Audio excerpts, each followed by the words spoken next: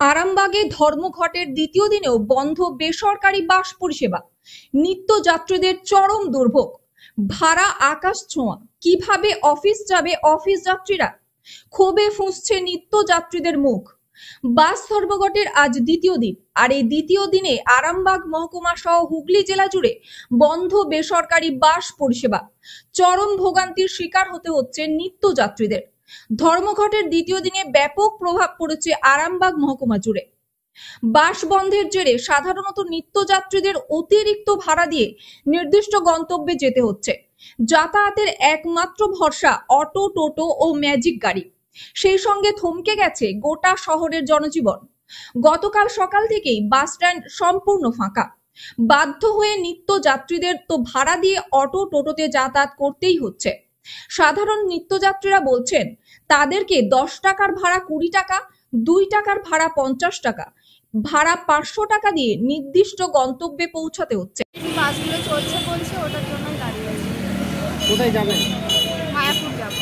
টোটোতে কত ভাড়া বলছে? টোটোতে প্রায় 30-50 টাকা ভাড়া। আর বাসে কত দিতে বাসে হতো? নর্মাল ভাড়া 25 টাকা। আগে কি শুনেছিলেন বাড়ি থেকে বেরোনোর আগেই ধর্মঘট? কাল থেকেই তো হচ্ছে, কাল থেকেই আমাদের প্রবলেম হচ্ছে। অবশ্যই মেরামত করে দেওয়া দরকার, কারণ ওই পারে যে লোকগুলো আছে তারাও আসা যাওয়া করতে পারছে না, প্লাস আমাদেরও হয়রানি হচ্ছে, আর বাস ড্রাইভারদের তো হচ্ছেই। আমার বাড়ি আরামবাগ। আপনার নাম? অদিতি বেরা। বলতে বাস একটাও যাচ্ছে না, তারপর যা ভাড়া বলছে পুরো মাথায় উঠে যাচ্ছে। কোথায় যাবেন? আমরা ডাইরেক্ট বাঁকুড়া যাবো। কত এখান থেকে কতরপুর 100 বলছে, কিন্তু আমরা আগে যেতাম এখান থেকে বাঁকুড়া 120 টাকা। আর এখন কত? 100। এখান থেকে কতরপুর 100। হ্যাঁ, এখান থেকে কতরপুর 100। আর কতুলপুর থেকে আবার গাড়ি আলাদা করবে? ওখান থেকে গাড়ি নিশ্চিত? ওখানে বাঁকুড়া বাস পাবো। আপনার নাম দিদি? অতলানি হেমব্রম বাস। অপরদিকে বাস অ্যাসোসিয়েশনের পক্ষ থেকে জানা যায়, আরামবাগ মহকুমায় আরামবাগ বাস অ্যাসোসিয়েশনের সদস্য ও বাস মালিকদের নিয়ে একটি প্রশাসনিক বৈঠক অনুষ্ঠিত হতে চলেছে।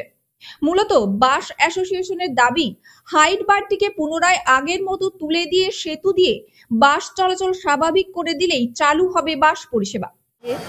আরামবাগ বাস mini bus operators welfare association থেকে আমি থাকব, আমাদের আরও প্রতিনিধিরা থাকবেন, আরও যেসব পাশাপাশি অ্যাসোসিয়েশনগুলো আছে প্রত্যেকেই থাকবেন।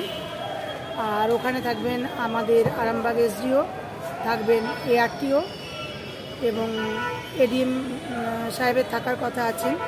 জানি না সাংসদ মিতালি বাগ থাকবেন কি না, এখনও আমাদের কাছে অজানা আছে কারা কারা থাকবেন।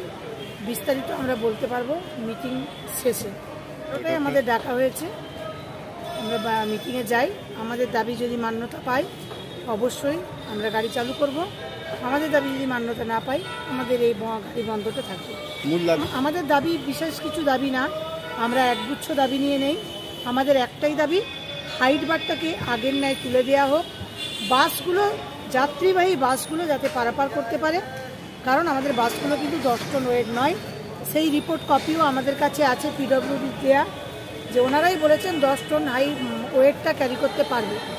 তো সেই জায়গা থেকে আমাদের দাবি যে তুলে দেওয়া হোক বাসের হাইট বার, আমরা যেন যাত্রীবাহী বাসগুলো চালিয়ে যাত্রীদেরকে সঠিক গন্তব্যে সুরক্ষিতভাবে পৌঁছে দিতে পারি।